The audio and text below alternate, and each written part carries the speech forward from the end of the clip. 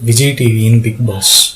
Julie தன்னை ஒரு செவிலியர்னு சொல்லிக்கிறாங்க. அதனால நான் கொஞ்சம் பெரியவங்க இருந்தா அவங்கள அம்மானோ, அதுக்கு கம்மியா இருந்தா நான் அக்கா, அண்ணே, தம்பி, அப்படி மாமா, அத்தை அப்படின்னு கூப்பிட்டு தான் எனக்கு பழக்கம். யாரையும் நீ வா போ, மரியாதை இல்லாம எனக்கு பேசவே வராது அப்படின்னு ஃபர்ஸ்ட் வந்த நாள்ல இருந்து இந்த பில்டப் தான் கொடுத்துட்டு இருக்காங்க ஜூலி. ஆனா உண்மையாலுமே நர்சிங்க்கு டிப்ளமோ இன் நர்சிங் அப்படிங்கிற கோர்ஸ் முடிச்சாதான் நர்ஸுக்கு எலிஜிபிள் அப்படிங்கிறது நம்ம எல்லாத்துக்குமே தெரியும்.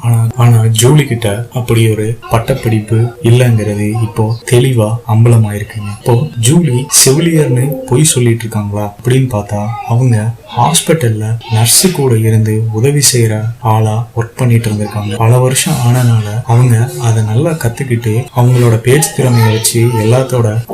திறமையை வச்சு எல்லாத்தையும் கவர்ந்து அவங்க பக்கம் இழுத்து கடைசியில நர்ஸாவே மாறிட்டாங்களாமா. இதுல நடிகர் எஸ்.வி. சேகர் என்ன சொல்றாருன்னா, ஜூலி கொஞ்சம் மனநிலம் சரியில்லாத பொண்ணு அப்படின்னு சொல்றாருங்க. சமூக வலைதளங்கள்ல ஜூலி பூக்காரி, மதுரை சென்ட்ரல் பஸ் ஸ்டாண்ட்ல இந்த பொண்ணை பூ வித்துட்டு இருந்த மாதிரி பார்த்ததா நிறைய பேரு சமூக வலைதளங்கள்ல நமக்கு சொல்லிட்டு இருக்க ஜூலியத்தான் சொல்றாங்க. ஆனா உண்மை என்ன அப்படிங்கறத கூடிய விரைவில் தெரியதான் போகுது ஜூலி யாருன்னு. இது போன்ற சுவாரஸ்யமான செய்திகளை உடனுக்குடன் தெரிந்து கொள்ள தமிழ் கிங்டம் சேனலை சப்ஸ்கிரைப் செய்யுங்கள். நன்றி.